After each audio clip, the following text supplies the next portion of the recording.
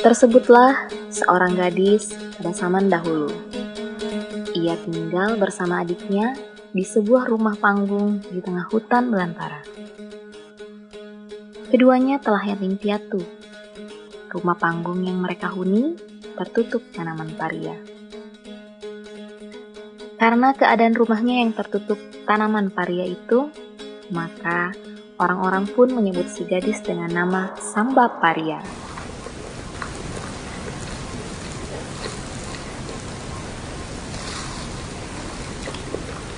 Pada suatu hari, Samba Paria dan adiknya menikmati hidangan yang terbuat dari singkong. Si adik tak sengaja menjatuhkan makanannya karena masih panas.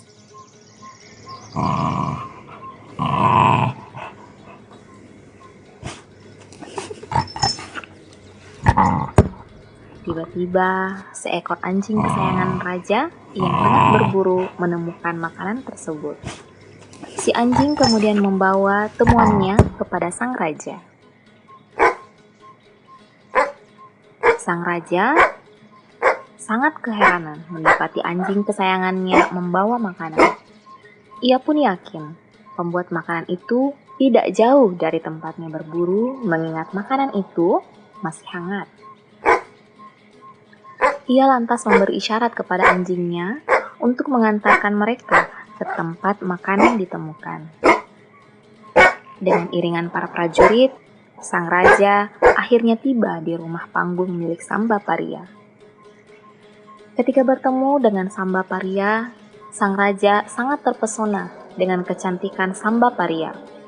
Timbul niat jahat sang raja untuk menculik gadis itu setelah mengetahui bahwa Samba Paria hanya tinggal berdua dengan adiknya yang masih kecil. Ia lantas berpura-pura meminta air minum. "Adampangan napuang, air minum hamba telah habis," jawab Samba Paria. "Namun, jika puang bersedia menunggu, biarlah adik hamba mengambilkan dari mata air di balik gunung terlebih dahulu."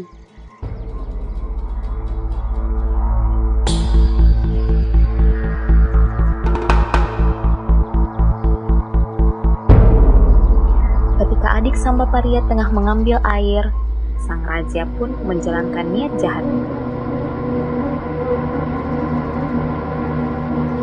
Ia perintahkan para prajurit untuk membawa paksa Samba Paria ke istana kerajaan. Samba Paria mencari cara agar kepergiannya itu diketahui sang adik. Ia pun mengajukan syarat sebelum dibawa oleh para prajurit.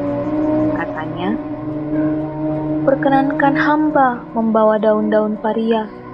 Sungguh, hamba sangat senang memakan sayur daun paria." Sang raja pun memenuhi permintaan Samba Paria.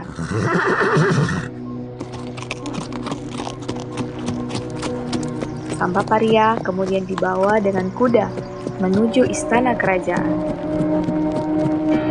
Tanpa diketahui para prajurit yang mengawalnya, Samba Paria merobek daun-daun paria dan menjatuhkannya di sepanjang jalan.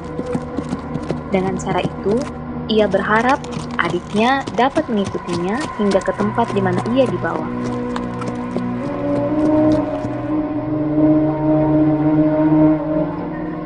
Adik Samba Paria yang tidak menemukan kakaknya di rumah menjadi bingung dan takut. Ia yakin pasti kakaknya itu dibawa paksa oleh sang raja. Ketika ia mendapati sobekan daun-daun paria yang berceceran di jalan, yakinlah ia jika sobekan daun-daun paria itu merupakan petunjuk dari kakaknya. Sang adik pun mengikutinya. Selama 2 hari 2 malam ia berjalan. Tibalah adik Samba Paria di halaman sebuah istana kerajaan. Ia lantas berteriak-teriak memanggil nama kakaknya dari luar. "Samba! Samba! Samba!"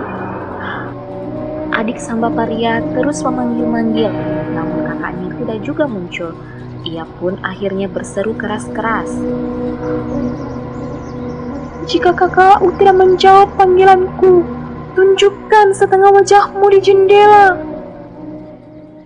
Sang raja sebenarnya mengetahui kedatangan adik Sambaparia. Untuk mengelabui anak kecil itu, sang raja memperlihatkan wajah seekor kucing melalui jendela istana. Adik Sambaparia keheranan ketika melihat wajah kucing dari balik jendela. Ia pun kembali berteriak, Tunjukkan tangan kakakku. Sang raja lantas menunjukkan kaki depan kucing. Tunjukkan kaki kakakku. Sang raja memperlihatkan kaki belakang kucing. Adik Sambaparia pun jengkel. Dengan kesal, ia lalu berujar, Aku akan pulang ke rumah panggung kita di tengah hutan belantara. Namun sebelumnya, aku akan menanam pohon kelor di sini. Ingat-ingatlah, Kak. Jika pohon kelor itu layu, itu pertanda aku tengah menderita sakit keras. Jika pohon kelor itu mati, maka aku pun juga mati.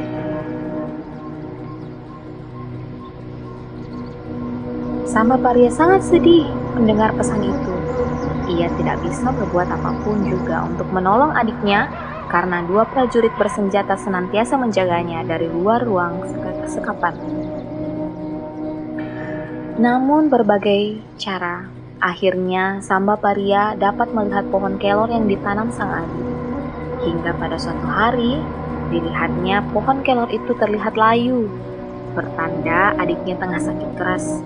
Sambaparia lantas mencari cara agar dapat bebas dari sekapan sang raja.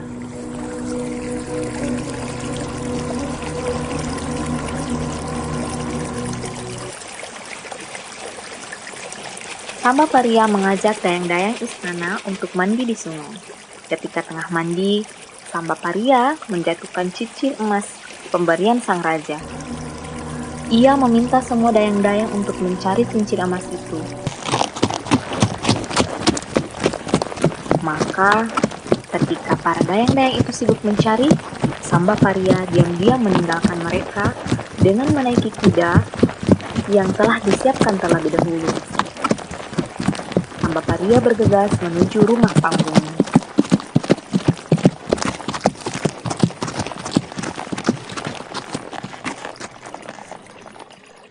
Adik Sambaparia sangat gembira melihat kakaknya telah pulang. Ia yang tengah sakit akhirnya bersedia makan. Kesehatannya pun segera berangsur-angsur membaik. Sambaparia merasa sang raja tentu akan segera menyusulnya. Maka ia pun menyiapkan sesuatu untuk menyambut kedatangan sang raja. Sambaparia mencampur cabai rawit, biji-biji merica, dan daun kelor dalam jumlah yang banyak. Campuran bahan-bahan itu lantas ia campur dengan air dan abu dapur hingga menyerupai adonan kue.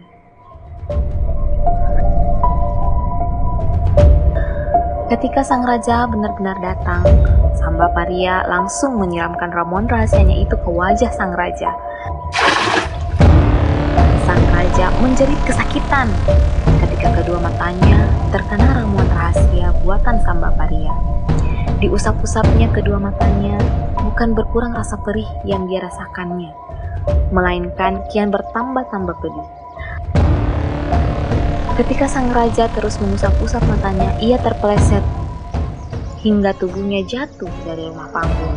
Lehernya membentur tanah dengan sangat keras, hingga akhirnya sang raja pun menghembuskan napas terakhirnya. Sambaparia dan adiknya kemudian hidup dalam ketenangan dan kedamaian setelah sang raja yang bejat perangainya itu meninggal dunia. Sambaparia dan adiknya tetap tinggal di rumah panggung mereka di tengah hutan belantara dengan bahagia dan saling menjaga.